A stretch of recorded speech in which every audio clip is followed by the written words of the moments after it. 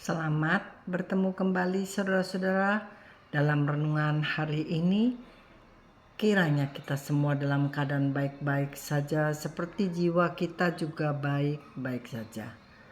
Hari ini kita mau membahas dari ayat Yohanes 19 ayat 30.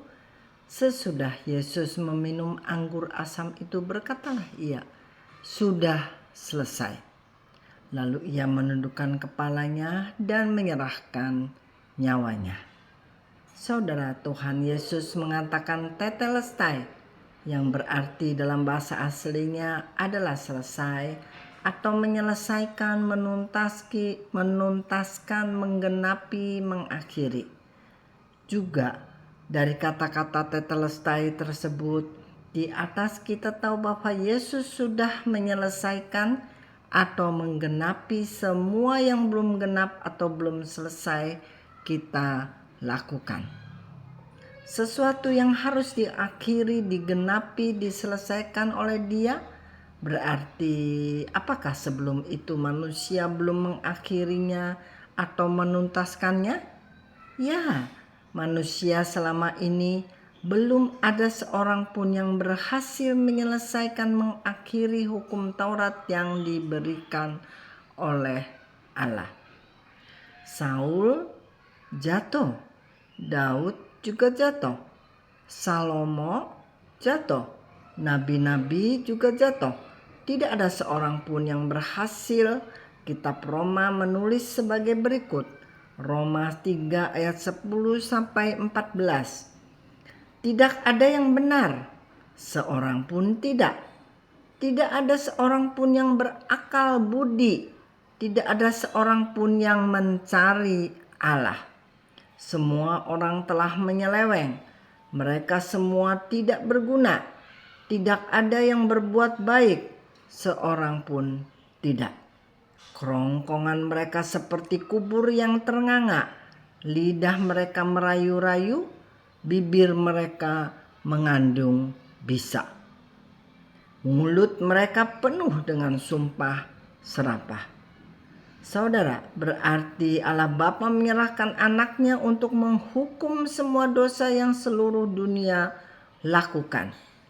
Mengapa dia melakukan hal tersebut? Karena dia sangat mengasihi kita. Dan Kristus juga sangat mengasihi kita. Kristus melakukan kehendak Bapa juga dengan rela mati untuk menebus semua dosa, pelanggaran, kesalahan, dan kutuk-kutuk kita. Sekarang bukti bahwa Bapa mengasihi kita diambil dari 1 Yohanes 4 ayat 10. Inilah kasih itu, bukan kita yang telah mengasihi Allah, tetapi Allah yang telah mengutus kita dan yang telah mengutus anaknya sebagai pendamaian bagi dosa-dosa kita. Bukti bahwa Yesus Kristus mengasihi kita diambil dari 1 Yohanes 3 ayat 16. Demikianlah kita ketahui kasih Kristus, yaitu bahwa ia telah menyerahkan nyawanya untuk kita. Kita lihat contoh ayat di Matius 16 ayat 19. Kepadamu akan kuberikan kunci kerajaan surga. Apa yang kau ikat di dunia ini akan terikat di surga. Dan apa yang kau lepaskan di dunia ini akan terlepas di surga. Dari ayat di bawah ini, dari Efesus 1 ayat 3, terpujilah Allah dan Bapa Tuhan kita Yesus Kristus yang dalam Kristus telah mengaruniakan kepada kita segala berkat rohani di dalam surga. Saudara-saudara, berarti seluruh berkat dari surga sudah turun untuk kita, dan kitalah yang memegang kunci kerajaan surga tersebut.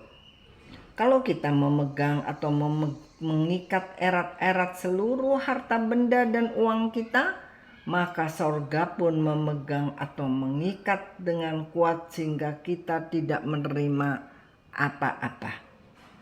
Jadi saudara, Kalau kita melepaskannya, maka sorga pun akan melepaskannya sehingga kita pun dapat menikmatinya. Jadi saudara, jadikanlah harta benda dan kekayaan saudara sebagai alat. Jangan diperalat oleh harta benda dan kekayaan. Demikianlah renungan hari ini saudara, sampai bertemu lagi di lain kesempatan.